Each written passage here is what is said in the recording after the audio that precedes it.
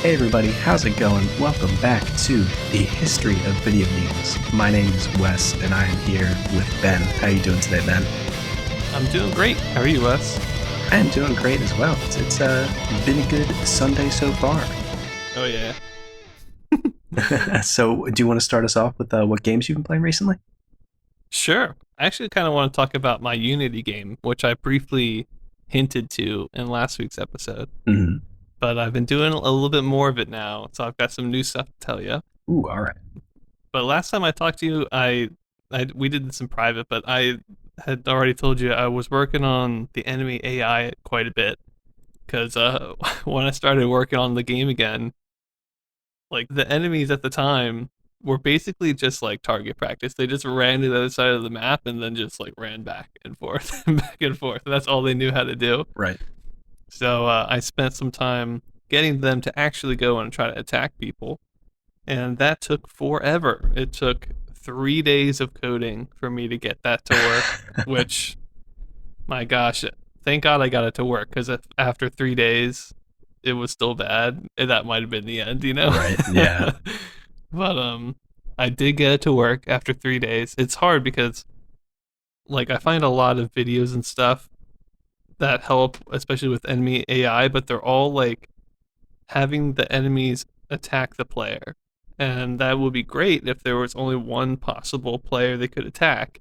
But mine's like an RTS style game. Like they have to be able to attack anybody that's close to them, even buildings, you know? So that was the difficult part. And Yeah. I wanted to do it in such a way where the frame rate wouldn't be destroyed. Makes sense. Yeah.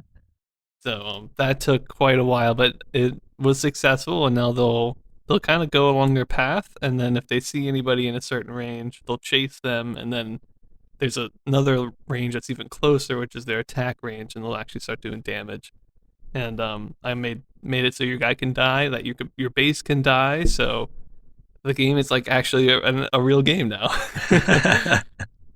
But that's what I did like maybe 2 weeks ago. This weekend, I decided to really tackle UI design, and Ooh, that's something okay. I've not really done. But I do have a crosshair in the game. That's the only UI element I've ever done.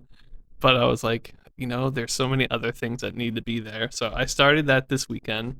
I started with a pause menu because I was like, that seems easy enough, and there's a lot of info on it because every game has to have a pause menu.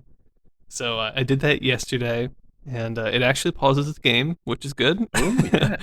It's got resume button, a restart level button, which took absolutely ages to put in because I had these weird errors. But a restart level button, a quit application button, and an options like sub menu. And in that sub menu, right now we have a master audio slider, so you can do that in the game. But that's it. That's the only option you got. But it's a good one to have. Yeah. Yeah. Just rename that menu So option for now instead of yeah, option. don't tell anybody. So I did that yesterday, and then this morning I worked on it more. I downloaded a custom font, like a free one online, and Oh made yeah. everything like sci-fi themed, which was cool. And then I spent the morning really working on gameplay UI. So now there's an ammo counter in the bottom right. There's a health bar and health counter in the top right. And there's money counter in the top left, even though you can't spend your money, but you just see it keep going up and up by itself. And I also added like a flashing notification that's like your base is under attack when your base is under attack. So Wow, nice. I know I felt like that was a pretty good amount of stuff for one weekend. Pause menu with a couple features and a bunch of UI things for the gameplay side. It was basically everything I wanted to get done this weekend. I was able to get done. So and pretty painlessly too, honestly. That's a good feeling. Yeah. So the only things I have left to do UI wise, I want to do obviously win screen, lose screen. That has to be there. But then the like granddaddy thing is going to be a mini map, Oh and I have yeah. no clue if I'm going to be able to get that to work. I've got a bad feeling it's going to be really hard. I could see that being one of those things that's like deceptively difficult to do. Yeah. Yeah, I'm not sure how it's going to work, especially because my game is the map is like rectangular. It's not a square. I think that's actually going to make it a lot harder to use than you would think. Hmm. So yeah, I'm a little bit worried about that, but that's for a later time. But that's what I've been doing, and I think after I get, the only other like main feature I really want to get in right now is having you be able to spawn friendlies. But as soon as I do that, I think I'll maybe send it over to you, Wes, and get your opinion on it. Oh Even though yeah. there's going to be like a lot of stuff missing, but it would be playable, and I think that might be fun. So, Right. And then I can rate it in an episode and tear it apart. hey, it's gonna have better graphics than these Pong games. That's absolutely true. And so maybe if I get some 3s and 4s, I'd be pretty happy with that. Yeah. I can add in a couple like Doom style metal music things happening. That'll give me a 3. Yeah, just up the sound rating. Yeah, there you go. There's Cool. an audio slider for everything. So what else do you need? Nice. That's cool. But that's what I've been doing. What have you been doing, Wes? What have you been playing lately? Well, so I teased a little bit in the last episode, but I have been playing a lot of the new Mountain Blade game.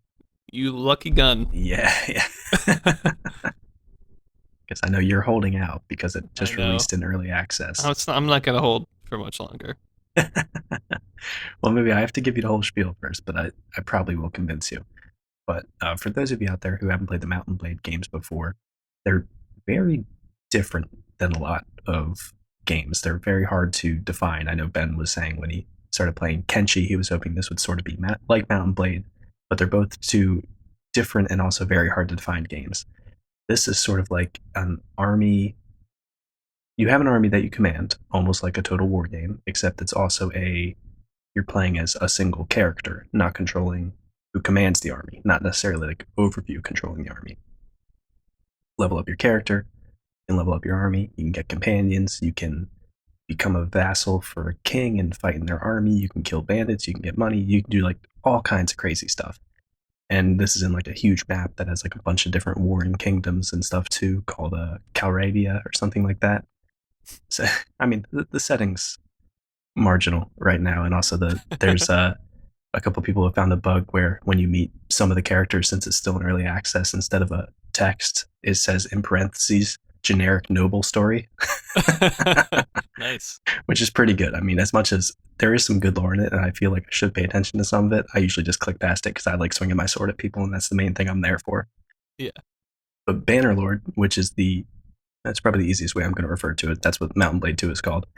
It's basically just the expansion to the original Mountain Blade Warband, except as far as I can tell so far, like better in every aspect.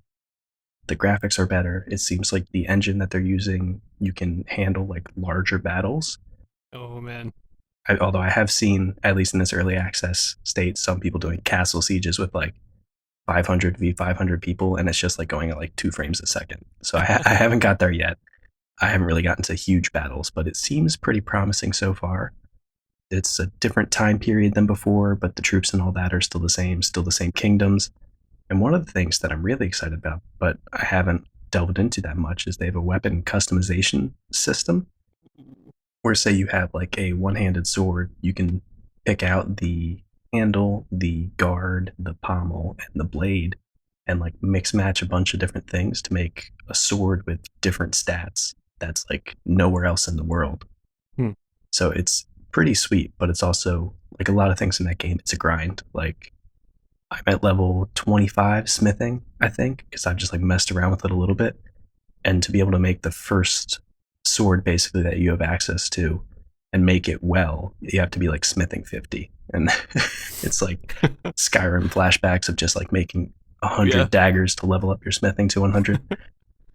So I haven't delved into that much, but it looks pretty cool. Apparently, if you like make a good weapon and then sell it, sometimes it'll end up in local tournaments as the prize, which is hilarious. Oh, wow. And you get to name your weapons too. So some people have had some good scenarios where I think someone named their sword One Big Boy. So that was the prize for the tournament. So there's got to be a whole bunch of fun shenanigans with that. But other than that, the game itself is just great. It looks really good. Seems like there's tons of different options, and also there's a decent bit more ways to make money now than just like grinding bandits over and over again, which is kind of what you used to do, just like hunt down all these bandit parties. Unless you were working for a king, then you would have more access to money. but now there's Mm-hmm. like caravans that you can buy that do automatic trading. You can buy like breweries and just have them do business while you're off doing other stuff.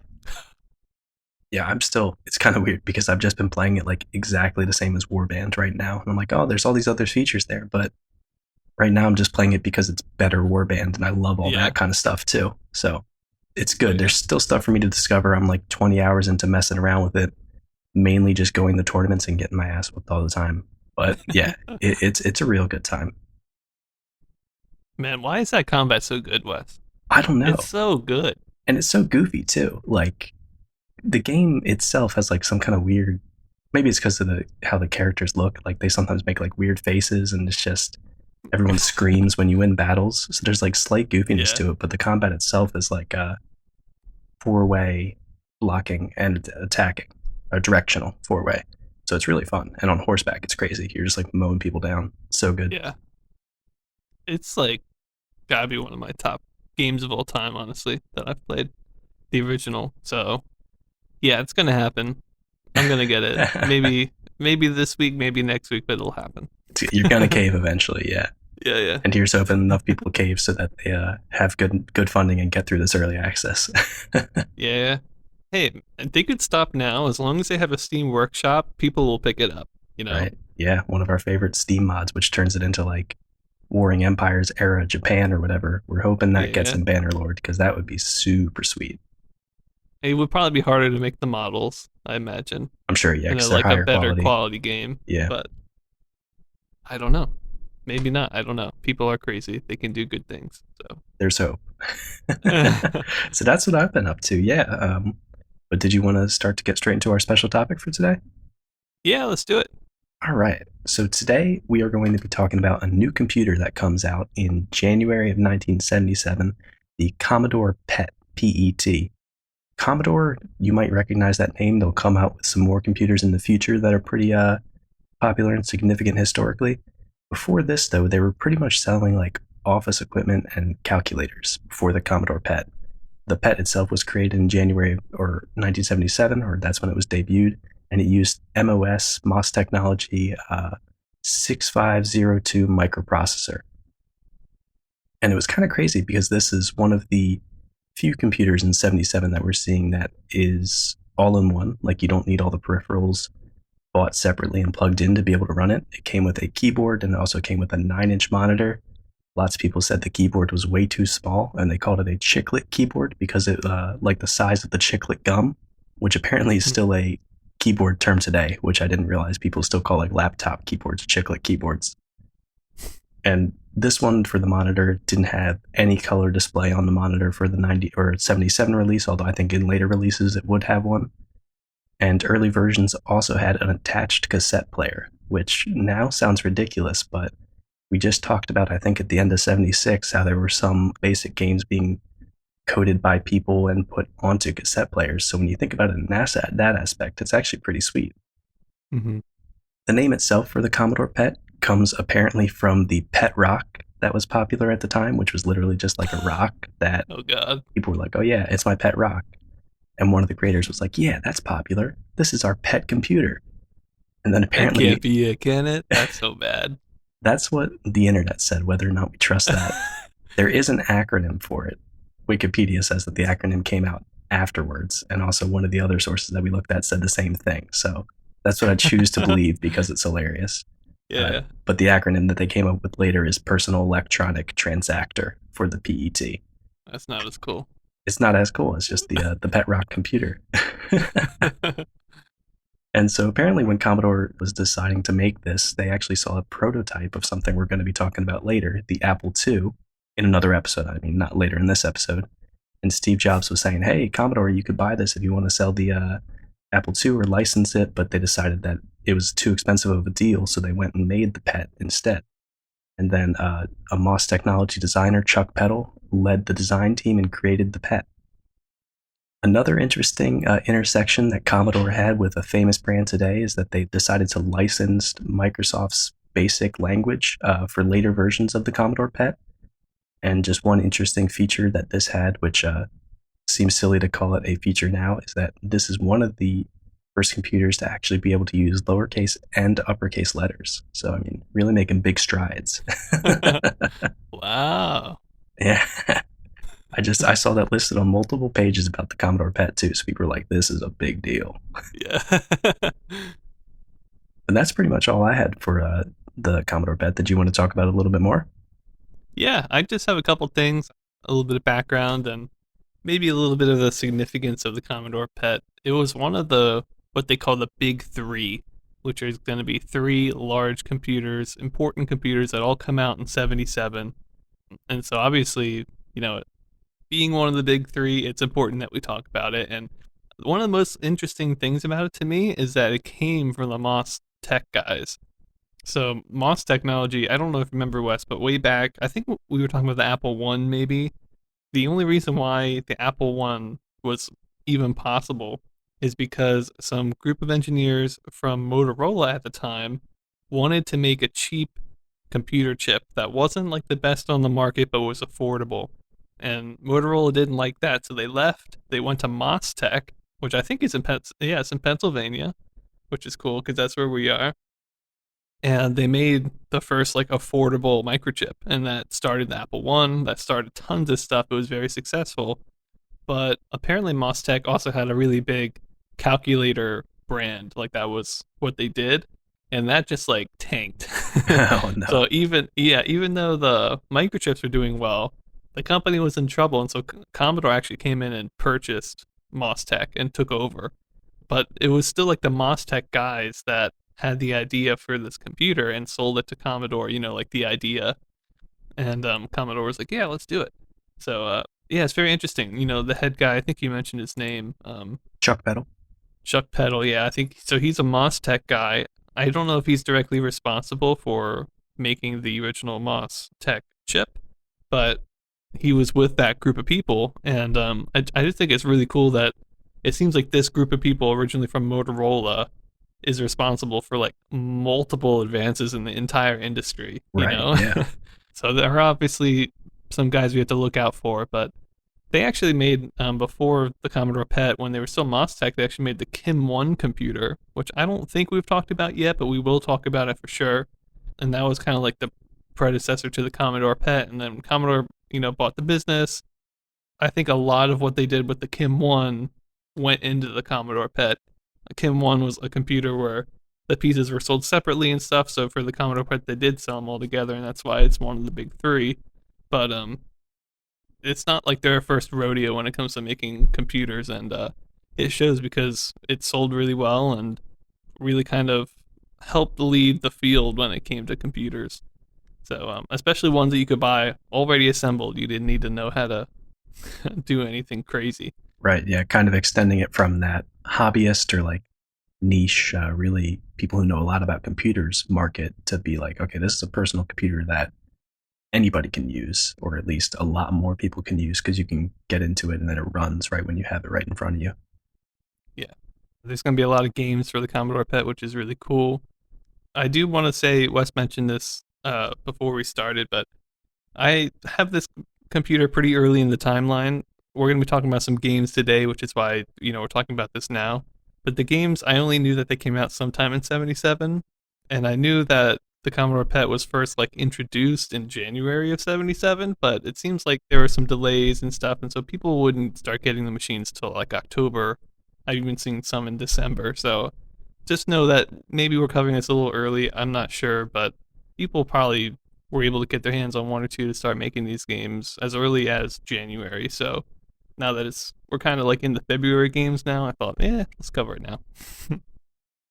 There's some interesting Commodore Pet stuff in there. Why not? Yeah, why not? We're not done with the Commodore Pet. We're going to talk about them in later episodes for sure. So might as well get started now. So I think that's all I have to say. Why don't we take a small music break and then head over into the timeline? I didn't say anything that time.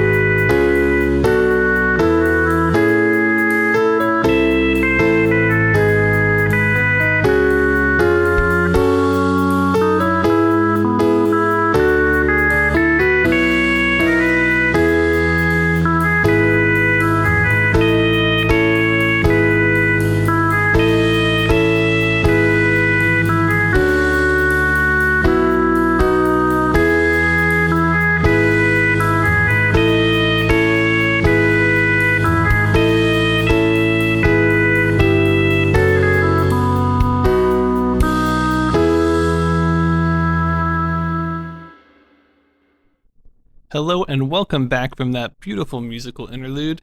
Let's just jump into it. We're going to start today with a couple that Wes and I were able to review.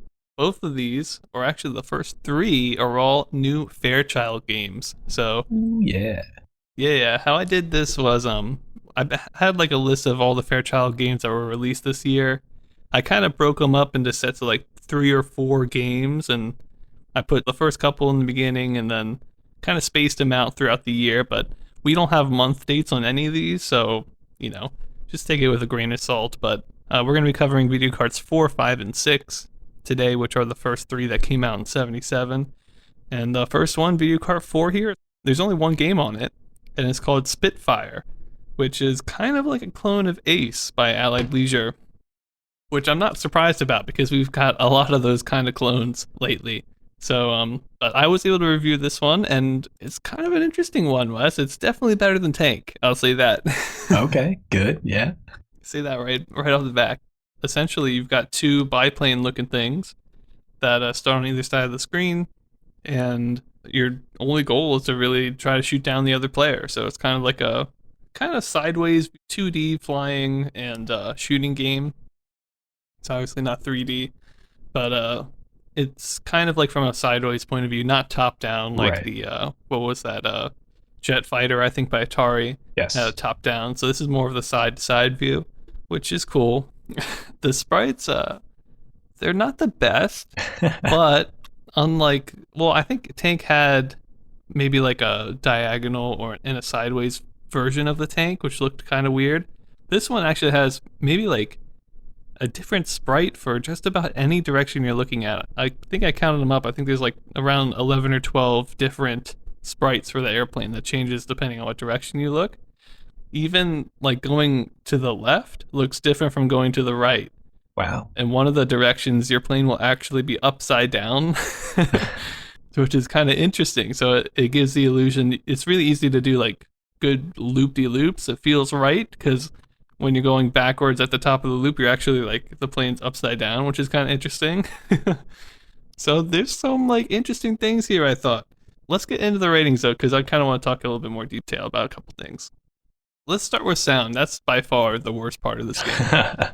I just gave it 1 out of 10 for sound. It wouldn't be too bad, but there's no sound for firing.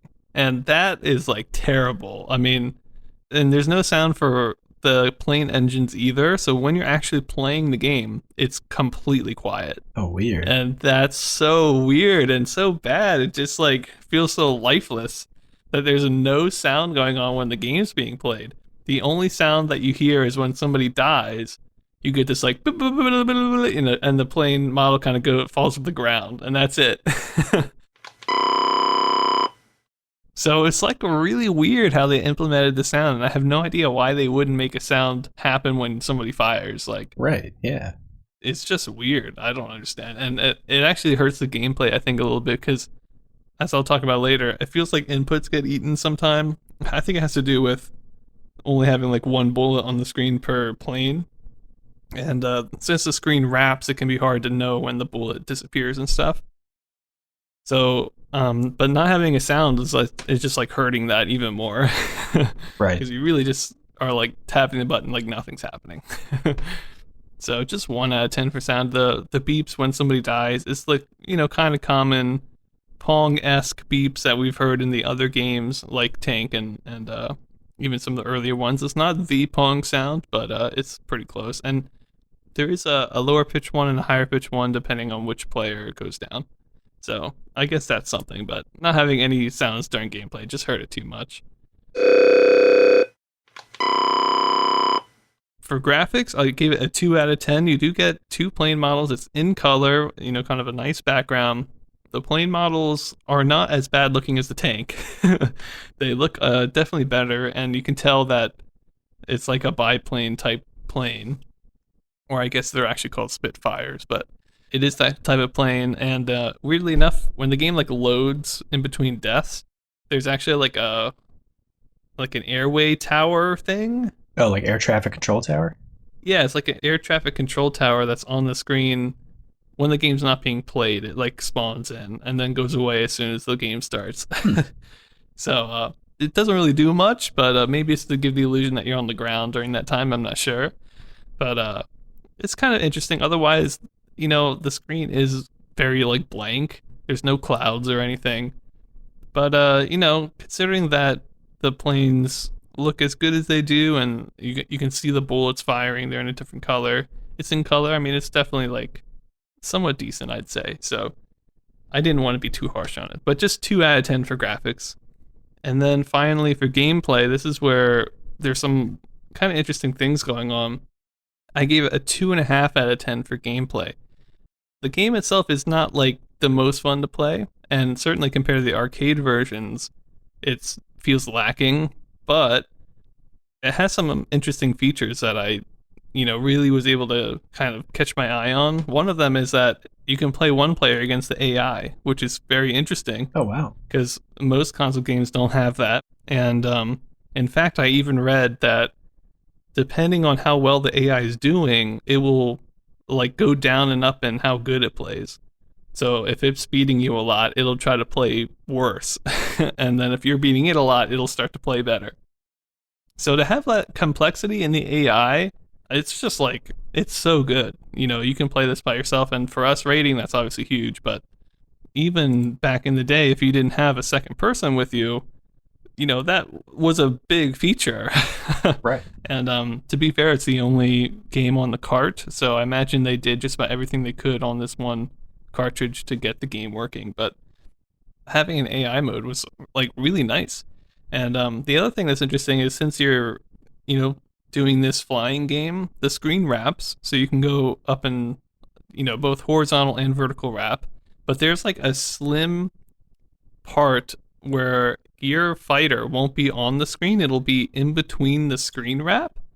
And I actually read that some people, if they're really good at the game, they can just hide in that in between and not be visible on the screen and be shooting, which is really interesting. It gives this like another kind of part of the gameplay that if you're really good at the game, you can kind of be hidden, playing. And I think that's really interesting.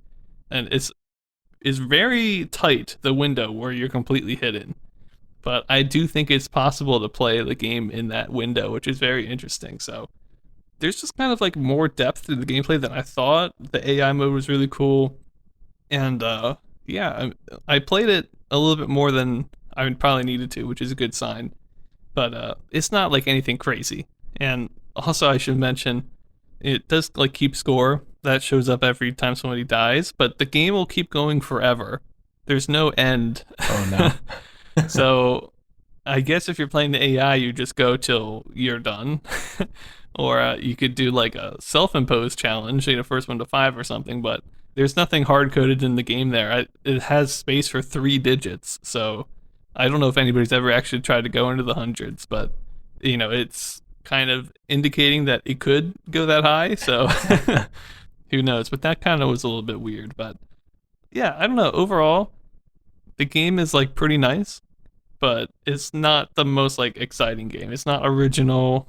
It doesn't look as good as a lot of the clones, and we've seen a lot of them at this point, but it is kind of original for consoles and it does play pretty well. I definitely like it better than some of the other games I played on the Fairchild, so I thought it was pretty decent. For relevance, I gave it 5 out of 10. I don't think this really influenced much, but I do know that there's a game very similar to this on the Atari 2600, which comes out later this year. So maybe this did directly influence that. I think it's a real possibility. So I wanted to give it a little bit of credit there, but I don't think it probably went beyond that, to be honest. So, but yeah, I think it's another very solid Fairchild entry. Having this in addition to the tank games and the poker game that you played or the blackjack game, Right. Yeah. just really kind of building a variety of games on the system that I think is quite attractive, And Yeah. it's not a Pong game. Yeah, exactly. Yeah, they're not just throwing out like, okay, we've done one of this, so let's do 4-player, 2-player, except you're against a Right. wall. Like, I mean, it's each one is pretty different. Mm-hmm. And I feel like both with Tank, which was the last one that I rated for the Fairchild, and this one, they're taking ideas straight from arcades, it feels like. So if you've seen this in the arcade, you could get a bit of a dumbed down version, but a version nonetheless that you can play in your home, which is really nice. So I think it's a pretty solid entry. Yeah.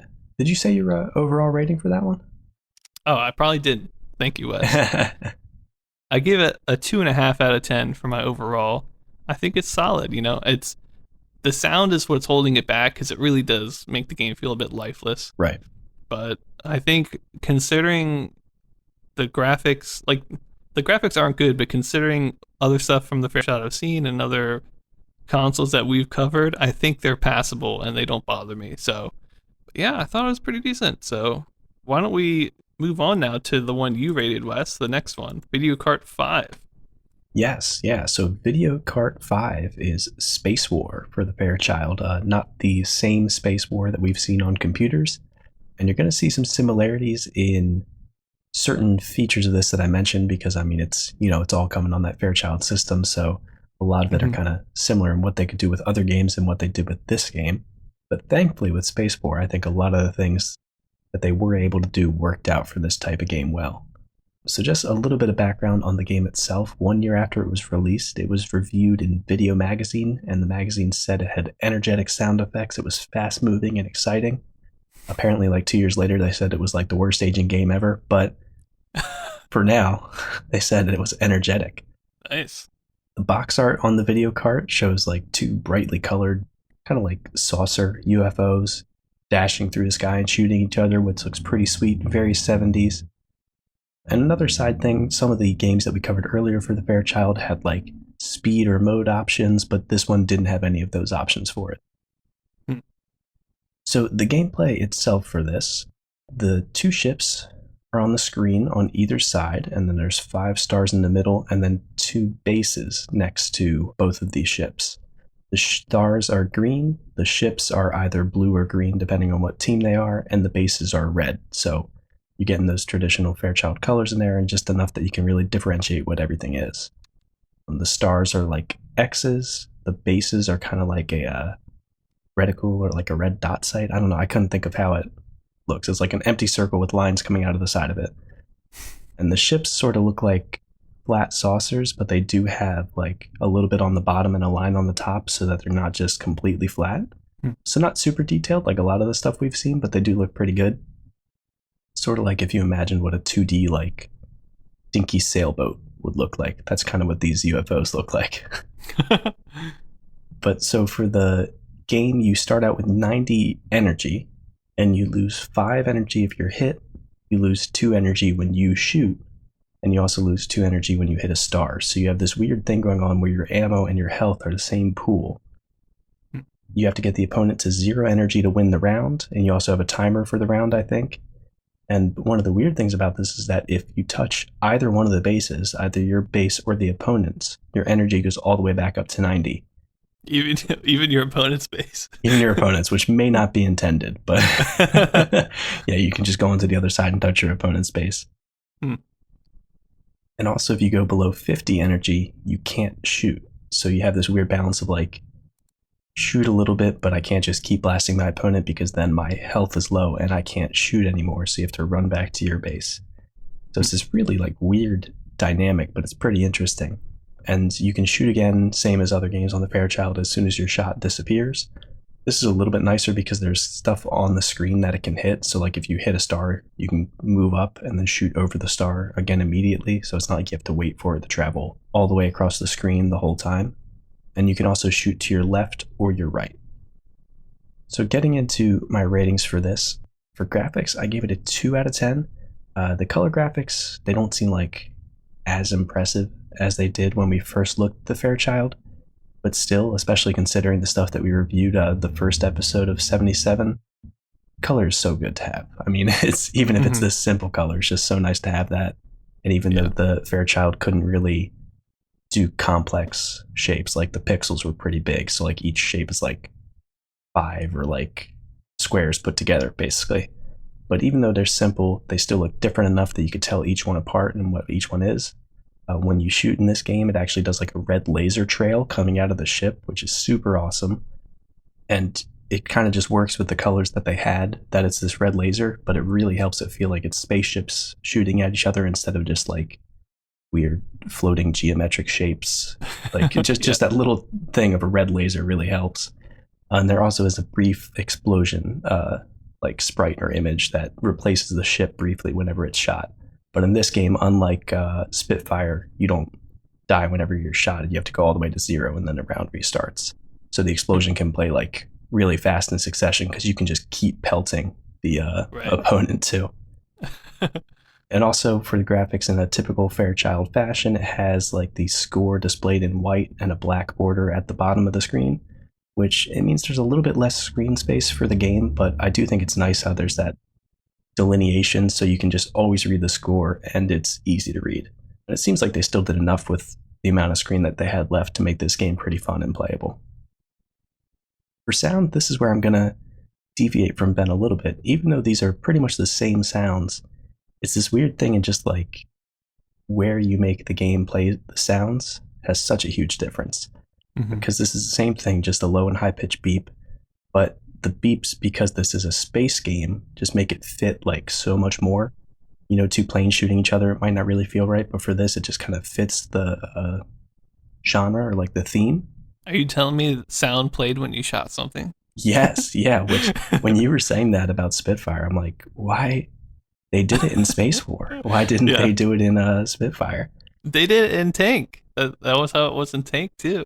Right. It came out last year, so I don't know. Maybe just some weird misstep, or maybe they didn't have enough room because they made the AI so they couldn't program in those sounds or something like that. Who knows? So for this one, the laser and the hit sounds when you hit something are different. So you can definitely tell like when you've shot and when you've hit something. But other than that, the sounds aren't really anything special, just beeps in different sequences. But again, it helps that it kind of fits the space theme.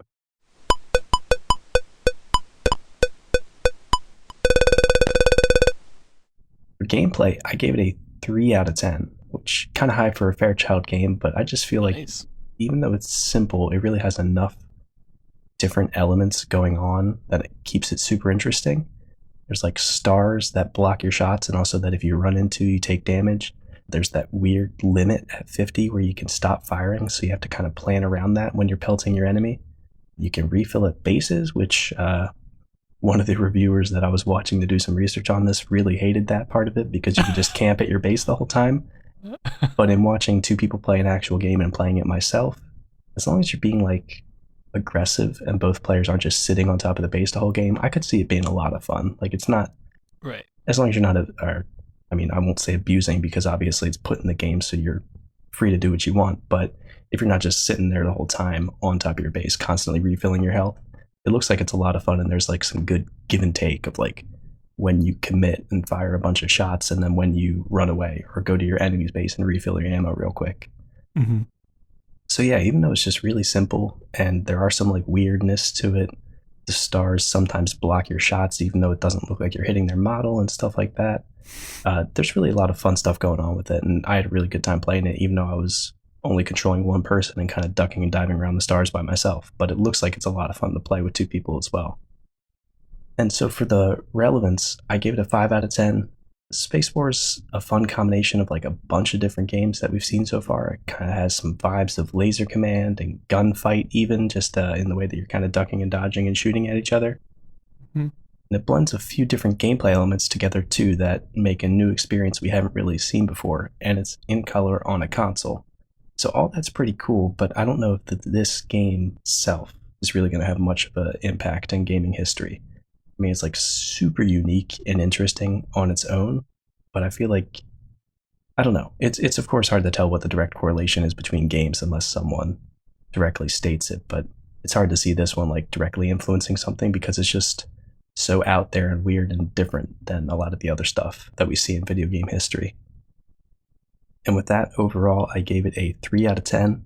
It's not like incredibly fun or mind-blowing, but it's just a really good time. Most of the time, it has nice sounds that work with the theme that it's going for. Cool graphical elements considering what the Fairchild was able to do, and it just kind of makes an all-around enjoyable experience, even if it isn't like the best game out there. And even just the fact that its color after so much black and white was just super refreshing, even though it is Mhm. just like those simple 5 or 4 colors that the Fairchild could do. Yeah, so I had a really fun time taking a look at this. It's unique and weird, but in the way I was hoping for when I was playing another Fairchild game. Nice. Good. I'm glad you liked it. Yeah, it's definitely a good one. You gotta. Well, I'm sure you've already taken a look at it, but I have. Yeah. listening to the episode, go take a look at it. It's actually available on archive.org if you want to play it for a Yeah. little bit. Great website and all above board will say. You're not allowed to post stuff on archive.org unless it is in the open domain. I forget, but Yes. Oh, geez, I totally forget to. Let's go with what you said. you guys know what we're talking about. But yeah, Public you can play domain. it on there. There it is. Public domain, yeah. But let's move on. We've got one more Fairchild video card here, which we did not rate, and that's because it's called Math Quiz 1. And yes, that probably means there's a Math Quiz 2 coming later. But this one, basically, it asks you to do an addition or subtraction question, and then you have to give the correct answer, and you're just trying to do that. So, not really anything worth rating, but maybe education was like one of the avenues they were pushing to sell these consoles. I don't know, but at least they didn't have a numpad on the console to make it work. Right. Yeah, they had those weird joysticks, but at least those were interesting. Yeah. But let's move on from the Fairchild, though. Well, kind of. Sort of. So this next, we're going to talk about some of the Fairchild Channel F licensed clones that came out. Just mention a few of them. There was the Luxor Video Entertainment System, the Admin Grandstand, the SABA Video Play, the ITT Telematch Processor. Almost said professor. Little professor's just always sitting right behind me waiting. The Normandy Color Teleplay, the DeMont Video Play by Barco and DeMont, and the Barco Challenger by Barco and DeMont. Yeah. I don't know what happened with those last two, but it's very confusing to say those switched names by both of the companies working together in different releases. Who knows? But kind of more clones than I would have thought, considering this is the second gen console, and the further up the gens we go, the less clones there's going to be. Right. Not many people are cloning the PS5, so we won't have to worry about that. But let's move on. We've got one more console here I wanted to talk about. This one is a weird one, an interesting one. It's called the TV Game System 10 by Epoch Company. And it's weird because it uses what's called the NEC something chip. It's like this weird Greek letter U. It's like maybe an upsilon. I don't know my Greek, but it's, yeah. And then PD770C chip. And this is weird because not only is the chip like very rare, I think this is the only console that used it, so they made their own chip. They must have. And there's like no info on this anywhere, not even on some of my most trusted sources. Like they don't mention this. But I was able to find it in my research, and there is a single video of this console on YouTube. It's in Italian, but you can do the auto-generate captions, and I don't know. It's only like probably about a minute of gameplay, and it's just kind of your standard Pong games. You've got Pong, you've got hockey, and then you've got soccer, which soccer, it looks like it's an Odyssey style, which is interesting. It's all in color. It has on-screen scoring, so it's like, pretty standard for today's type of consoles, I would say. So nothing like crazy, but what's really interesting about this one is it's by the Epoch Company. And I don't know if you remember, Wes, but we've covered one Epoch console before. Do you remember at all? I remember the name, but I couldn't tell you which console it is. It was this really long red one. It was the first one to have a wireless controller, I believe. It had that big radio antenna on it. Oh, okay. Yeah. This was like way back, one of the first consoles. So this must be their follow-up. I think they're going to continue making consoles as well. But it's interesting that company way back in the day that did so many interesting things are still like, they're not following the track that everybody else is of just using the same chip. They're actually trying to be unique and do their own thing. I don't think they're doing it that well, but I give props to that because, in 77 to be having your own chip in a console that's unique to you, not many people are doing that. So it's nothing crazy, but it's a pretty nice color Pong console, I'd say. And it also had the the light gun games. It came with like another Luger looking device. Oh yeah. But yeah, so it's a kind of interesting one. I wanted to just mention it a little bit more than some of these other AY3 8500s that nobody cares about. No. Right. So yeah, TV Game System 10. Check it out. And then next up for our honorable mentions, we have Brickyard by Ramtech and Elcon, which was a re-release of Barricade by Ramtech to avoid legal naming issues that they had with Blockade, since it was basically a Blockade clone. Yeah, kind of interesting. We also have another couple clones here. We've got Break In by Mirko, which how did they get away with that? But Break In and Scratch. Scratch came out in February. Break In just came out sometime 77. I couldn't find an exact date. But both of these are Breakout / Blockbuster clones. I don't know how they got away with Break In. You're not even trying at that point. You're like, what if? Yeah. Just call it Break In. Oh man. And then next up we have Minesweep by Electrocoin, which came out sometime in 77, but we have no info at all. No idea if this is the precursor to all Minesweeper, but probably not. I really tried to look too. I was like, Minesweep, is that really Minesweeper? That would be such a big deal. And I couldn't find anything. It was just like, I think it was just on some like game list that we're just like, this game's lost, So that's all we had.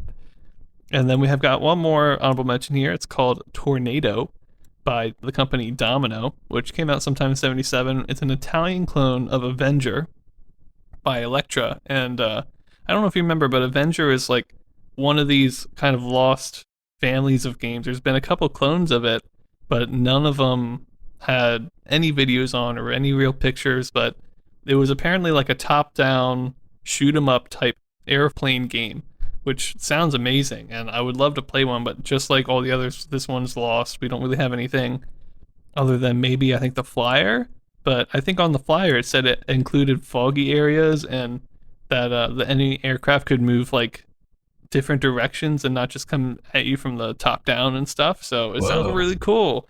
But this whole family has just been lost over time for some reason, and that's really sad. Hopefully, eventually we'll find one like the Fonz, which is another family of Sega racing games that we could find, but hopefully we'll find one soon because I would love to play a game like that. But moving on, we're going to do the last arcade game of the episode here, and the other one that I was able to rate. It's called Attack, and maybe to some of you who have been following us, we've already covered a game called Attack. That one was by Taito. It was a light gun game that Wes played. This one is by the company Exidy, and I don't know how they already couldn't think of anything that they already picked a game that somebody else did called Attack. But this one's really interesting and was honestly pretty hard to rate. Somehow we have emulation of this game, but I couldn't find any like video or even like pictures of the real console being played or the real arcade machine being played. So I only have the emulation to go off of, and it's only partially complete. It's in kind of black and white, but I can tell by the way that the gray is kind of being used and stuff that it was definitely going to have an overlay on it.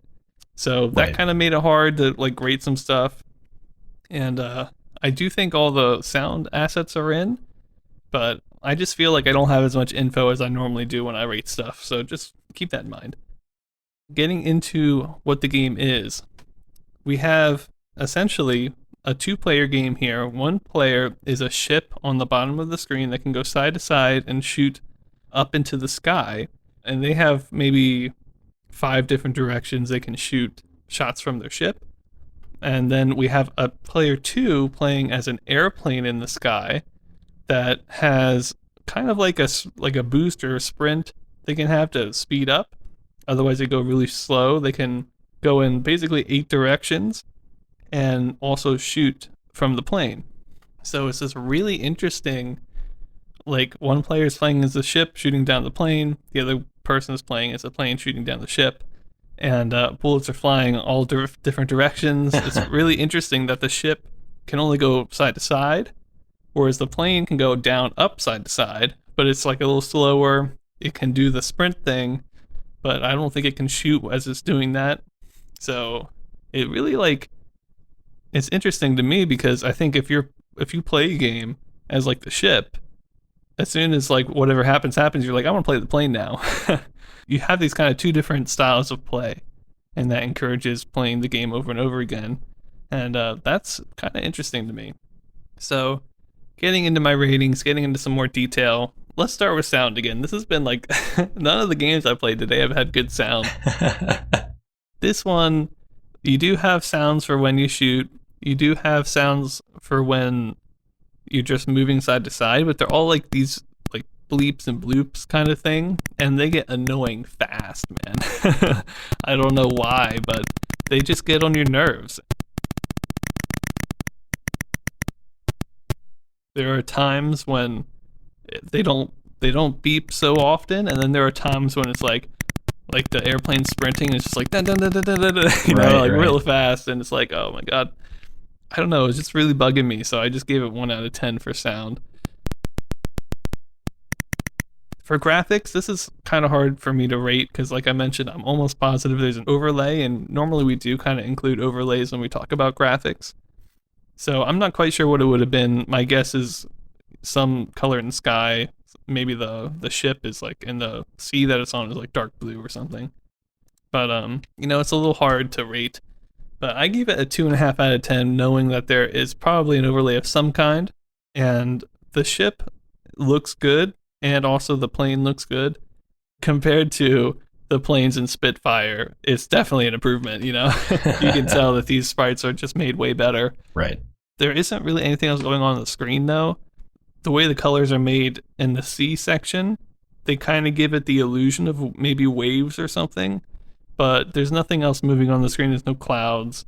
So it's not like great, but I gave Spitfire a 2 out of 10. I'm like, this has got to be like a little bit above that. So I gave it 2.5 out of 10 for the graphics here. I think they're very passable, although I would have loved to see, I've been able to see what they would have looked like in color. Right. And then for gameplay, this is like a pretty high one, I think, for me. A 3 out of 10 for gameplay. I love the fact that each player feels like they're playing a unique character in a way. The ship plays a certain way. The plane plays way differently. I think the plane would be a lot harder to use. Maybe that's just because I'm really bad at planes. I'm bad in planes in all games, but I don't know. I just feel like it encourages playing the game multiple times, and just playing one of the two kind of characters, you don't feel like you get the full experience. So you really want to try everything out, and it makes the game just feel like it has more depth to it. And I think it could be really interesting playing. You could be playing as your buddy, and he'd be like a great plane person, and you're just trying to take him down on the ship, and he's versing tons of different people as he's staying on the ship. I don't know. I just feel like there's a little bit more gameplay there than there are if it was just two ships fighting each other. Right. So I thought that was kind of nice, and the fact that they both act very differently, and it's still like a shooting game, like a gunfight or something at its core.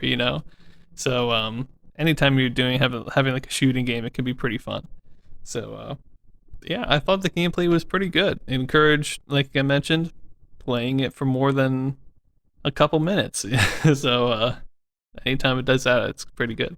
So I'm curious, was it the type of game where you like hit and then did it just like flash and then you can hit again and you keep getting points? Or is it like if you get hit, round starts over?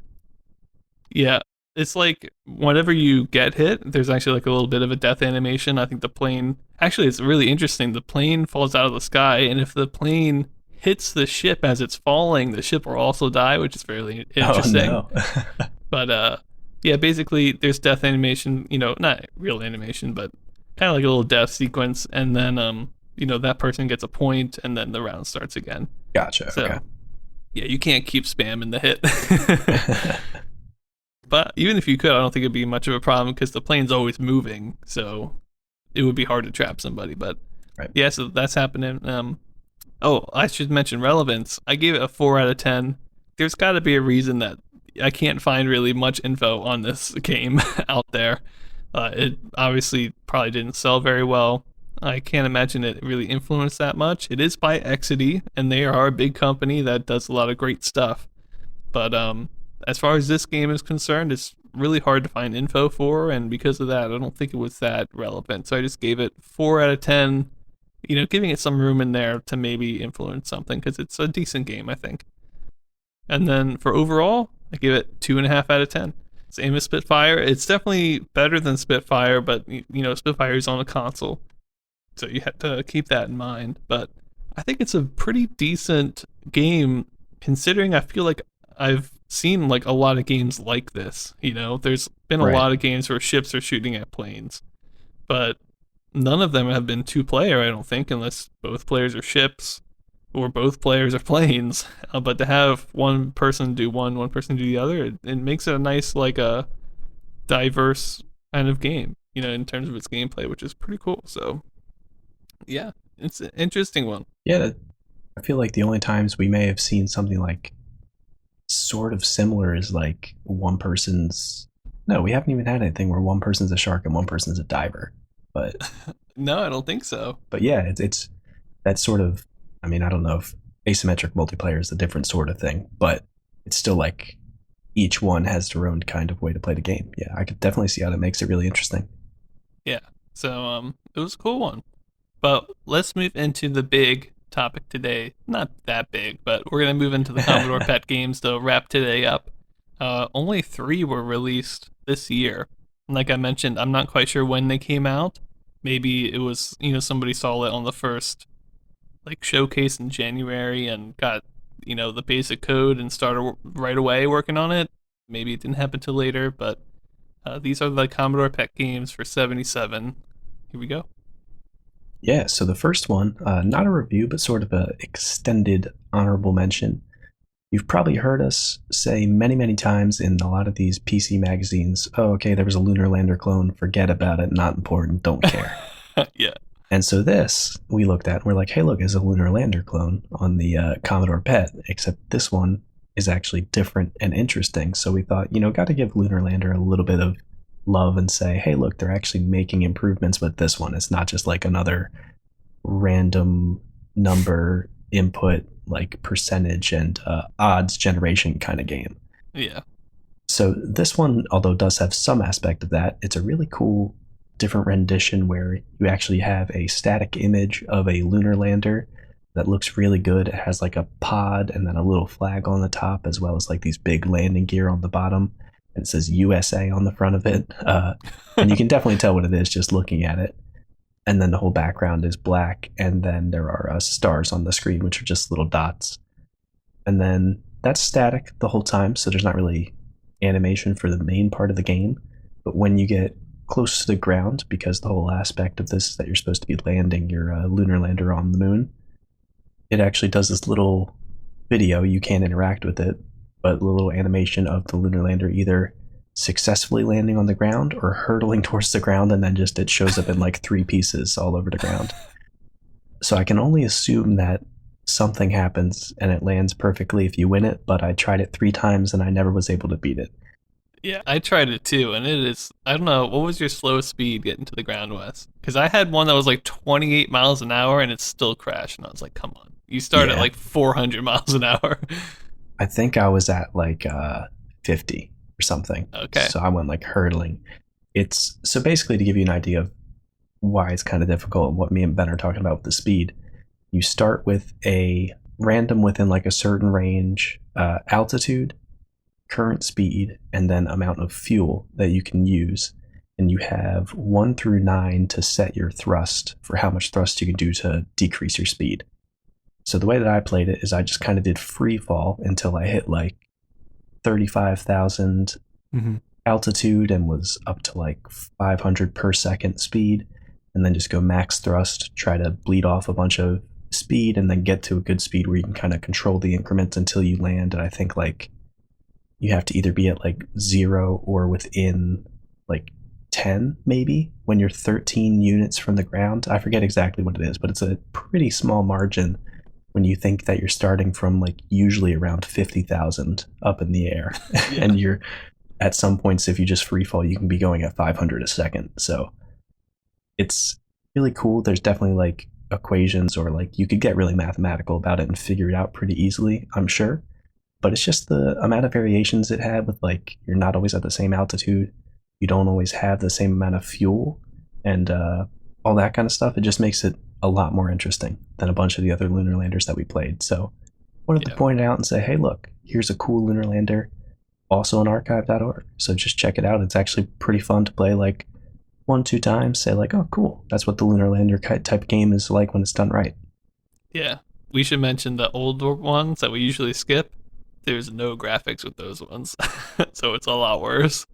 Graphics really add a lot. And just, I don't know. It's also in like real time. I think some of the text based ones are in real time, but I don't know. You just get a better idea of how fast you're going somehow and like if you're going to make it. I don't know. It just worked better when it had that graphical Yeah. component to it. And something about seeing your altitude in real time like rapidly decrease and your speed rapidly go up. It's like, oh shoot, I gotta save this lander. Like it kind of, Yeah. when you see it happening in real time, you're like, okay, now I'm in it. Yeah. So it was a cool one. Let's move to a not cool one though. The next game for the Commodore Pet is Kingdom, which is a Hammurabi game. That's even more random. We are not playing that. Nope. If you want to hear my Hammurabi stories, it's like one of the first episodes, so go check it out there. But it's not good.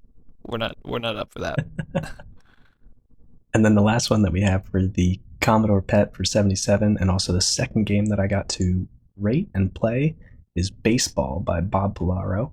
Really, I couldn't find any background info on how this game was made. I tried to do a little bit of research, couldn't find much on it, so I'm just going to go into talking about what the gameplay is for this baseball game and then my ratings for it. So it plays a full 9-inning game of baseball. It has everything in it from fouls, strikes, balls, 6 different types of pitches, which are either slow or fast, curveball, knucklers, and fastballs. The players are represented on the screen, like it actually shows you the outfield, a pitcher, a catcher, and who's up to bat. They're just T's and M's all over the screen, but it at least shows you like, okay, I can see where everybody is. And they actually switch sides between the innings, so that's nice. All the M's go out after they're done batting. And they do show up on the bases too if you have a man on base, so you don't have to just like remember, okay, I got a single and I have a guy on first. It actually shows you whichever letter you are on that base. It even had righty and lefty batters, which was kind of crazy, and I assume pitchers as well. I did run into a weird issue where I was pitching and then also batting, playing both characters for this, because it was easier to do it that way than try to do 2-player for this. But it seemed like if I did a straight fastball as a lefty or as a righty pitcher and I was a lefty batter, I just couldn't hit it. But I might have been missing something on that. So I don't want to just assume that you just couldn't hit it. And then you also kind of have time to swing, and depending on when you hit the ball or in how fast the pitch is going, it'll go at different angles. So if you get good at it, you can actually plan on hitting where there isn't anybody covering the outfield. It's not like you're just swinging and it's a random number generator to see where it goes. And there's also an interesting factor where the other player can move the outfielders too. The ball keeps traveling on the screen until it goes off the screen, and then it tells you whether it was a single, double, or whatever. So I don't know if they really had like ground balls, because if not, that would kind of stink if just like any time that the ball moves towards one direction of the screen, if you move the outfield fast enough, they somehow catch it and get it out. I wasn't able to confirm that, but I'm hoping there's ground balls. If you get singles and stuff like that, I'm assuming there are. So going into my ratings for this, it was just simple black and white, although the version I played was black and green graphics. I forget what the Pet was originally. I think it might have been. We've seen a couple computers have that kind of weird green to it. Yeah, so it was that That same. might have just Okay. been old computers. I don't know. Yeah, it seems like a lot of them did. So we'll assume it was the like black background, and then all the stuff on the screen is green. So that's pretty simple, and it gives you a nice, simple top-down view of a baseball field. Oh, I didn't say my rating before I got into this. Before graphics, I gave it a 1.5. And it also kind of gives you all the information you need without littering the screen, which was really nice with text. But it would have been Thank nice. you. Yeah, after some of those Star Trek games where it's like, okay, I know all this information is important, but like, I can't even pay attention. This was nice. Yeah. There's actually like black space on the screen, which, sometimes is bad, but in this case was good. Might have been nice if there was a small thing for remembering the pitches and how to bat and those controls, but I was able to memorize it pretty quickly, so it wasn't a huge deal. In general, it's pretty easy to figure out like when the ball is coming towards you, when you can swing the bat, and all that kind of stuff. The ball itself is sometimes hard to see on the screen, so that kind of detracts the graphics for me a bit. And the bat, as far as I could tell, doesn't show up on the screen unless you're swinging, which is a little weird. There's like a solid green diamond for the home plate that you can see your characters on home plate, but you can't see that he's swinging a bat until he actually swings it. So it's a little weird to do to timing. But after you've done it a couple times, it's pretty easy to figure it out. And the T and M's for the characters are pretty simple. It would have been nice to have some kind of actual character in there, but considering what they were probably able to do with programming on this computer, it got the message across. So, not a lot of points for graphics there, but at least I knew what was going on and they weren't all the same symbol for both teams. For sound, I gave it a 0 out of 10 because there was no sound. No more NAs anymore since the Soul 20 had that weird radio combination. Now I'm rating all computer games as if they could have had sound. Right. You can just put the radio on a baseball game. Exactly. Yeah. Just start playing a baseball game in the background. Good to go. For gameplay for this one, I actually gave it a 2.5 out of 10. I thought it was pretty good. It's weird because the way that the controls are on the keyboard, you have to squeeze like super close to play 2-player. And also considering people have complained about the Pet keyboard being like really small, I can imagine it would have been a bit uncomfortable to play, but the gameplay itself is pretty solid. You can control like where you're hitting fairly well. You have a lot of options as a pitcher. You can decide to like throw knucklers to one side and consistently walk a batter if you want to. And there's also a text that pops up on the screen right that says the batter's name and an exclamation point, like flashing. So it looks like the crowd is chanting your name. I couldn't tell if it was only when there was 2 outs or if they did it all the time, but it was pretty funny. Does it have like those weird refresh problems that we've seen a couple times? Not that I could tell. I mean, it seemed pretty smooth to me, where you could Nice. kind of like move your outfield as the ball was moving and you could still see both happening at the same time. There was like blinking whenever the ball moved on the screen because it was trying to refresh. So that's what I meant, where it was kind of hard to see where it was at times. Right. But I felt like I was able to get a good sense of like how fast the ball was going and just sort of swing off of timing, even if I didn't see exactly where it was. So with a really good pitcher, it might be tough because, I mean, they could switch up the pitches and throw like slow curve balls and stuff like that. But the way I was playing, it wasn't too bad to see what was going on. One of the actual negatives of the gameplay, though, that I was thinking about is that if you had a really good player in the outfield, they could probably just always move their outfielders over and like get a bunch of outs, unless, like I was saying earlier, there were ground balls simulated in this. But other than that, it was just pretty fun overall baseball gameplay, and I think a lot better baseball gameplay than we've seen in most of the other ones that we've played. I could see it getting boring if like both players get really good at it, but at least for the little bit I spent with it, it was pretty good gameplay. Nice. For the relevance on this, I gave it a 5 out of 10. This version's pretty cool, but I couldn't really find any info on it, so I don't really know how impactful it really was. But I do think all games that are being made for the Commodore Pet are pretty important, and also just games being made for computers in general, because I mean, computer gaming is so diverse now, and like any new genre or like new improvement of a type of game that's coming out on computer, I'm excited about in that aspect. So that's why I didn't give it a totally low relevance rating. Just happy to see more variety of computer games in this timeline. Yeah. It kind of sounds a lot like the Flyball or some of the arcade baseball games we've covered, but on a computer, which is like really nice. Yeah, and it gave me a lot more of that like playable feel and less simulation feel than like the Right. one that we just covered on the Play-Doh system, that baseball, where it was sort of just like I have 2 teams and they have like actual, I don't know if they actually have batting averages programmed into that, but it seemed like I could control it less and it was less about my player skill. Whereas this one, Right. it's more in the vein of those arcade ones where it's actually about your skill playing it, not necessarily the team that you're playing. So overall, I gave it a 2 out of 10. It's not stellar, but it was a solid game.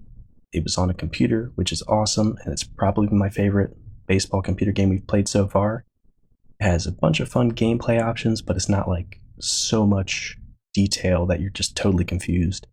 Especially for me, who like I know baseball kind of well, but that's pretty much the only sport that I know pretty well.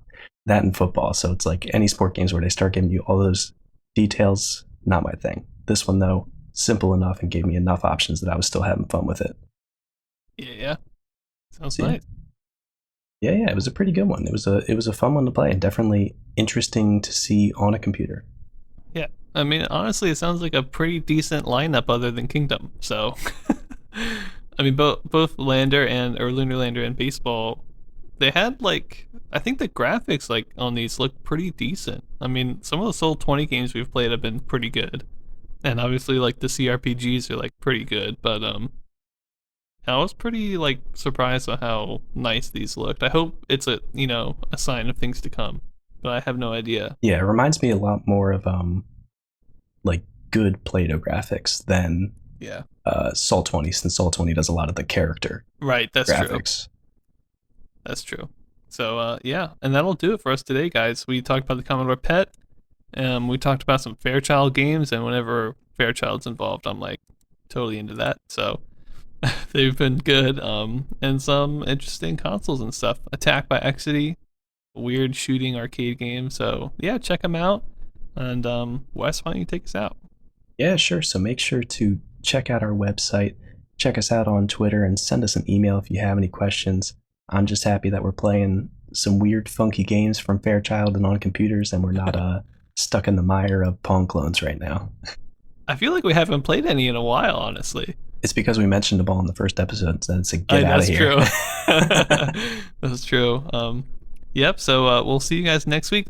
As a quick preview, we're gonna be talking about Boot Hill next week, which is the sequel to Gunfight. Oh my gosh, I am so ready. Ooh, all right. So yeah, we'll talk about that next time. Until then, have a great week. Have a good one. See you guys.